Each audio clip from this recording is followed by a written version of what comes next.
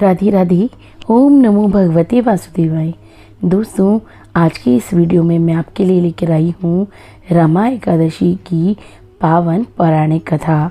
तो चलिए वीडियो को देर ना करते हुए शुरू करते हैं कथा को।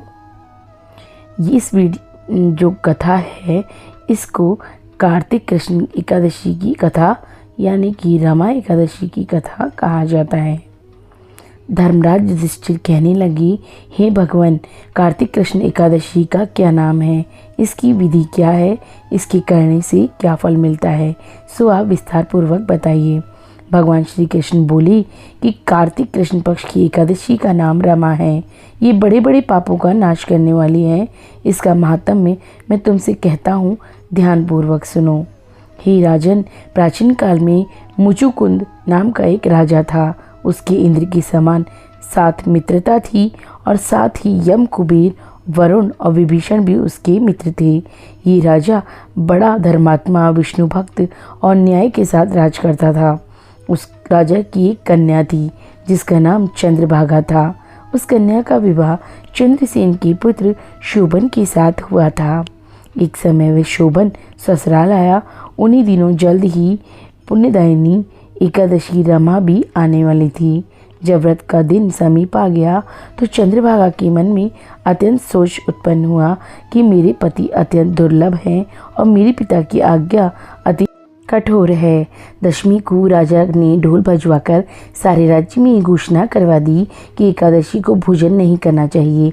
ढोल की घोषणा सुनते ही शोभन को अत्यंत चिंता हुई और अपनी पत्नी से कहा, हे प्रिय, अब क्या करना चाहिए? मैं किसी भी भूख को सहन नहीं कर सकूंगा। ऐसा उपाय बतलाओ कि जिससे मेरे प्राण बच जाएं, अन्यथा मेरे प्राण अवश्य चले जाएंगे। चंद्रभागा कहने लगी, हे स्वामी, मेरे पिता के राज्य में एकादशी के दिन कोई भी भोजन नहीं करता। हाथी, घोड़ा, ऊंट, बिल्ली, गौ आदि भी तृण, अन्न, जल आदि का ग्रहण नहीं कर सकती। फिर मनुष्य का तो कहना ही क्या है। यदि आप भोजन करना चाहते हैं तो किसी दूसरे स्थान पर चले जाइए, क्योंकि यदि आप यहीं रहना चाहते हैं तो आपको अवश्य व्रत करना पड़ेगा। ऐसा सुनकर शोभन कहने लगा, हे विप्र, मैं अवश्य व्रत करूँगा। जो भाग्य में होगा वो देखा जाएगा। इस प्रकार से विचार कर शोभन ने व्रत रख लिया और भूख और प्यास से अत्यंत पीड़ित होने लगा। जब सूर्य नारायण अस्त हो गए और रात्रि को जागरण का समय आया तो वैष्णवों को अत्यंत हर्ष देने वाला था, परंतु शोभन के लिए अत्यंत दुखदायी हुआ। प्रातःकाल होते ही शोभन के प्राण निकल गए।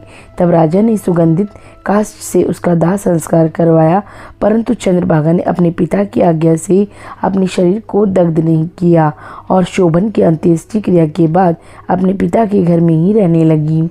रमा एकादशी के प्रभाव से शोभन को मंदराचल पर्वत पर धन धान्य से युक्त और शत्रुओं से रहित एक सुंदर देवपुर प्राप्त हुआ। वो अत्यंत सुंदर रत्न और वैदुर्यमणि जटित स्वर्ण के खंभों पर निर्मित अनेक प्रकार की स्फटिक मणियों से सुशोभित भवन में मूल्यवान वस्त्राभूषणों तथा छत्र व चमर से विभूषित गंधर्व और अप्सराओं से युक्त सिंहासन पर आरूढ़ ऐसा शोभायमान होता था मानो दूसरा इंद्र विराजमान हो। एक समय मुचुकुंद नगर में रहने वाले एक सोम शर्मा नामक ब्राह्मण तीर्थ यात्रा करता हुआ घूमता घूमता उधर जा निकला। उसने शोभन को पहचान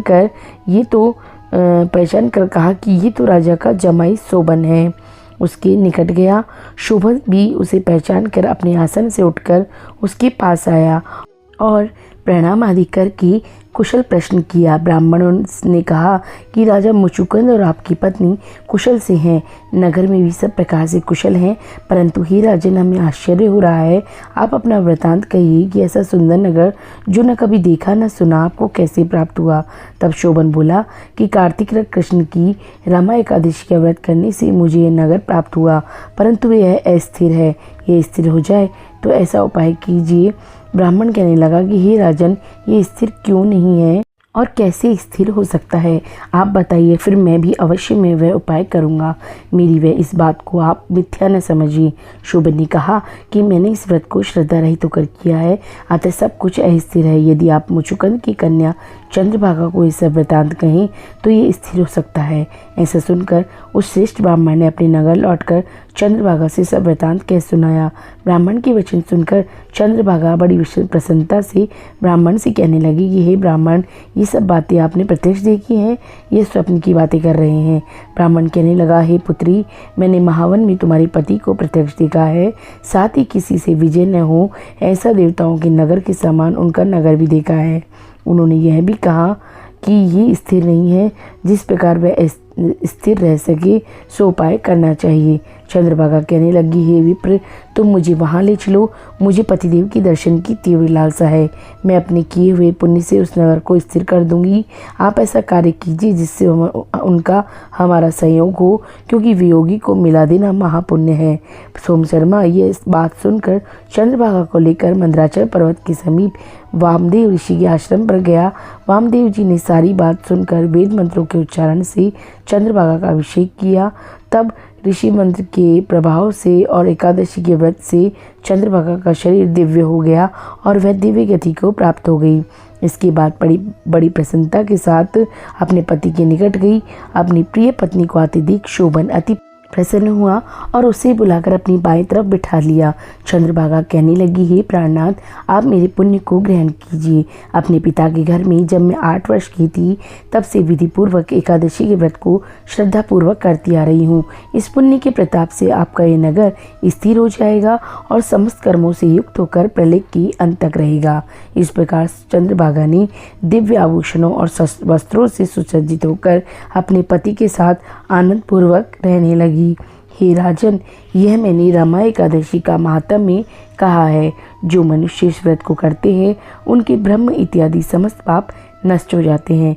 कृष्ण पक्ष और शुक्ल पक्ष दोनों की एकादशियाँ समान हैं, इनमें कोई भेदभाव नहीं है, दोनों समान फल देती हैं। जो मनुष्य इस महात्म्य को पढ़ते और सुनते हैं वह समस्त पापों से छूटकर विष्णु लोक को प्राप्त होता है। तो दोस्तों, इस तरीके से आप रमा एकादशी का व्रत पूरी श्रद्धा और विश्वास से करिए। इस कथा का श्रवण कीजिए और औरों को भी सुनाइए। भगवान विष्णु और माँ लक्ष्मी का आशीर्वाद आप पर सदा बना रहे। मिलती हूँ अगले वीडियो में। जय श्री कृष्णा।